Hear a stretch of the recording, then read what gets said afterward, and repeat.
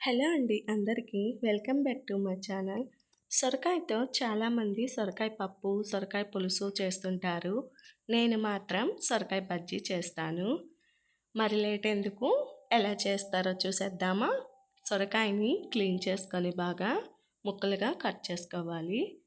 3 tomatoes, chilli cut చేసుకొని ఉంచుకొని చింతపండుని కూడా యాడ్ చేయాలి.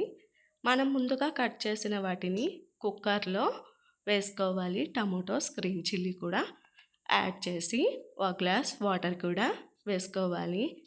ఇది కుక్ అవటానికి ఎక్కువ టైం అయితే తీసుకోదండి. ఈ రెసిపీ చాలా త్వరగా అయితే అవుతుంది. పిల్లలకి లంచ్ బాక్స్ కూడా చాలా త్వరగా పెట్టొచ్చు. కుక్ అయ్యాక అందులో పసుపు, సాల్ట్ వేసుకొని బాగా మ్యాష్ చేయాలి. అది బాగా మ్యాష్ అయ్యాక అందులో చింతపండు రసాన్ని కూడా యాడ్ చేసుకొని, సాల్ట్ సరిపోకపోతే మళ్ళీ యాడ్ చేసుకొని, మనకి గ్రీన్ చిల్లీ కారం చాలకపోతే మళ్ళీ కారం కూడా యాడ్ చేసుకోవచ్చు, అది మీ చాయిస్. అంతేనండి, ఎంతో టేస్టీగా ఉండే బజ్జీ రెడీ. లాస్ట్గా పోపు వేసుకుంటే ఆ కర్రీకి కూడా ఇంకా టేస్ట్ వస్తుందండి.